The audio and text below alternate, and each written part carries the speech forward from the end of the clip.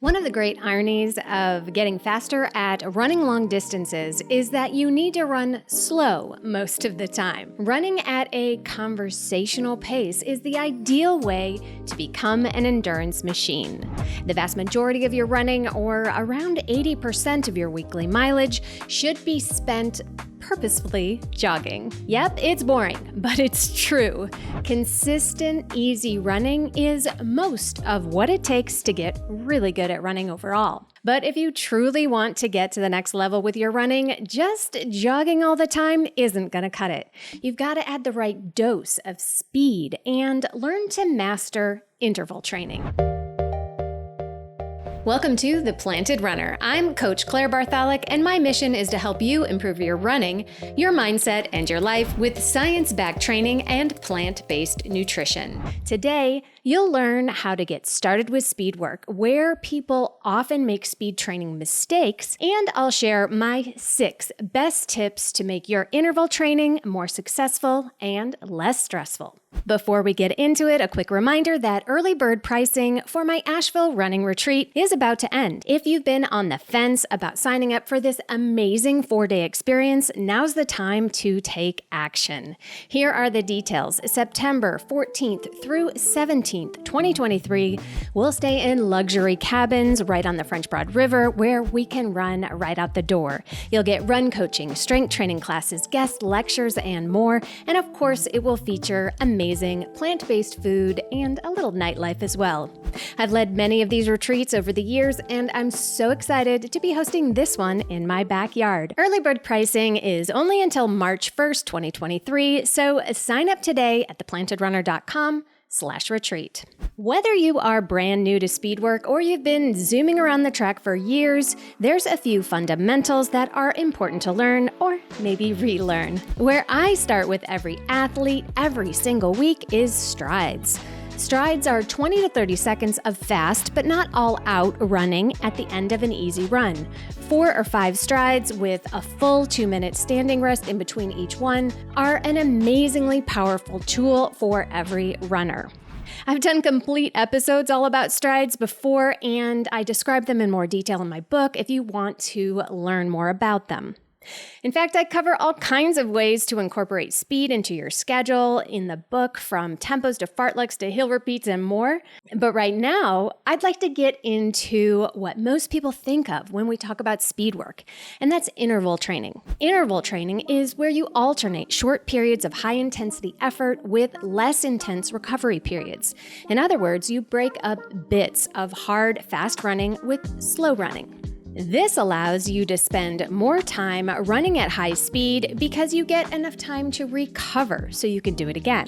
Obviously, you can run 1 lap around a track at a much faster pace than you could run 4 or 5 or 10 laps in a row. But when you add some jogging or walking breaks, you can run a much longer distance at high speed than you could all at once. That means your body learns to run at a faster pace, and over time, that means you'll run faster overall. Studies have shown that much greater training effects can be achieved with interval running than with the same period of training time of moderate or medium intensity running, but a little goes a long way. Intense intervals improve your aerobic and your anaerobic endurance, increase your VO2 max, and improve your running performance. And because interval training is such a high stimulus for your muscles, it will take a lot of energy to repair and build muscle tissue after you stop running and start to recover. This effect, where you're burning additional calories as you rest and recover, is known as the afterburn, and it can be very helpful if you are trying to lose weight. But there are a lot of ways runners get intervals wrong, and it's all about the 3 main components of training: intensity, distance, and frequency. In other words, many runners, especially the ones that are new and excited, run intervals too hard, too long, or too often. So let's break that down. If you are just starting out with intervals and you have a new training plan, it can be pretty daunting to attempt a workout that says run 10 by 400 meter repeats at your 5K pace. What in the world does that mean? Well, it doesn't mean run as hard as possible around the track and try not to die by the 3rd one. Your speed work should be challenging but doable. Choose a pace for your intervals that you can maintain so you can still run the last interval at the same speed as the first one. In other words, don't sprint. This will take some trial and error at first, but with a little practice, you will learn what this feels like. When you're done, you should feel like you could do another couple of intervals at the same pace without dying, but it should be hard enough that you really wouldn't want to do much more. In the beginning, once a week is enough to get you accustomed to interval training. As you become a more experienced runner, you might be able to add a second day a week if you're recovering well in between the sessions and feel like your fitness needs the extra stimulation. One very important thing to remember is that even splits are better than fast splits. I'm going to say that again because it really is the secret. Even splits that you can maintain the entire workout are better than starting out super fast and being forced to slow down. In case you're new to the lingo, a split is the time it took you to run one interval. Even experienced runners can have trouble getting perfectly even splits. So how do you do it? And why are even splits so important anyway? Well, the reason we want to see even splits is because it shows control. Speed is great, but if you can't control it, you can't race well, and you'll end up a heaping sweaty mess on the side of the road. Developing patience and control of your speed will teach you how to master it. I'm going to go over 6 tips to help you even out your splits, and with a little practice, you'll learn to get them right every time. But first, did you know that I'm giving away a signed copy of my book every month this year? It's called The Planted Runner, Running Your Best with Plant-Based Nutrition, and it's available now wherever books are sold. But to enter the contest to win one for free, just write a 5-star review of the podcast on Apple Podcasts. I read every single one, and I will randomly choose a winner at the end of the month for each month of this year. Now here are my 6 tips for more successful speed sessions. Number 1, realize that everything will get harder as the effort goes on, so you've got to purposely sandbag the first few intervals. In other words, your first intervals should not feel very hard because your last few definitely will at that same pace. If you go out too fast, you will pay for it in the end. It is far better to choose to go slow at the beginning than be forced to slow down at the end. Number 2, the middle intervals are often the most mentally challenging. This is what I like to call the tunnel effect. You are just as far in as you are out, and things are getting real. You've started to tire at this point, and you still have a long way to go. Knowing ahead of time that most people tend to fade in the middle can be just enough motivation to hang in there. Number 3, wear a watch and use it, but know its limitations. So many of the newer runners I coach are either entirely dependent on their brand new GPS watches, or they've heard about how much better it is to run by feel, and they don't look at their watches at all. Both types then wonder why their splits are all over the map. First of all, GPS has a terrible time being accurate at the track, and it has issues with short distances. The best way to time your intervals is to find somewhere to run, which is a measured distance, using your watch as a simple timer.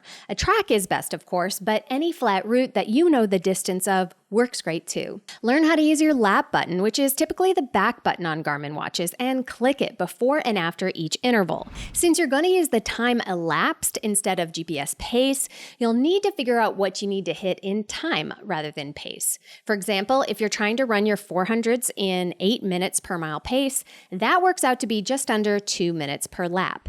For a 400, which is once around the track, I like to check my watch at the 100-meter mark, then halfway at 200 meters, then click the lap button as I cross the lap line. That way I can see right away if I'm on pace, and I can also see if I need to speed up or slow down for the second half.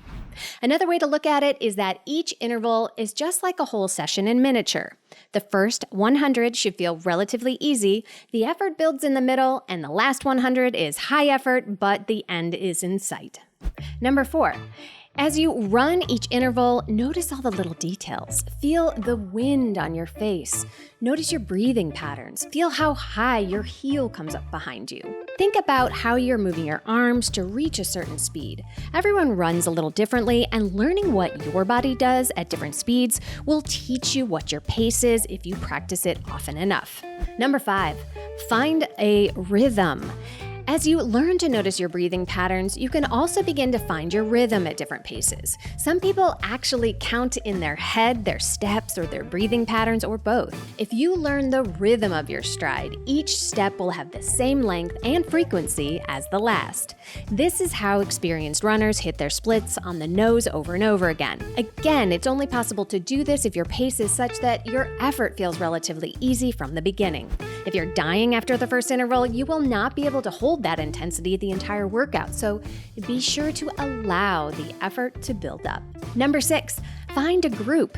If you can, find a group in your town that runs track once a week. This is the absolute best way to learn. Many towns attract runners of all speeds, ages, and abilities, so you are likely to find somebody who will be at your level. Running with other people also lowers the perception of effort, so you can run harder with less effort. And my last piece of advice on speed days is just do your best and let go of the stress. All running makes you a better and faster runner. If you miss your splits, fade at the end, need a water break in the middle, or have to stop early to get to work, it's all okay. You're still out there getting in some good work, and you will be better and faster because of it. And now it's time for the Mental Strength Minute. Fortify your mind in 60 seconds or less. This one is called What You Permit, You Promote. Speed work, drills, and weights are all done in reps, and they should be done mindfully and with intention, or you risk internalizing bad habits. When you are running speed work, performing running drills, or lifting weights, it's easy to focus on how hard it is, get lazy with your form, or even check out completely. With repetition of a behavior, good or bad, you will eventually be able to perform it without thinking at all, which is why you only want to reinforce great reps. Pay attention to your form with each interval, running drill, and weight you lift. Yes, it's more challenging this way, but it's far more effective. Thank you for listening to The Planted Runner or watching it on YouTube. Don't forget that you can win a copy of my book by leaving an Apple Podcast review, so be sure to write yours today right after your run. Reviews are the #1 way to boost this show's reach, and it's a great way to tell me what you'd like to hear next episode, because I read every single one. Have a great run today.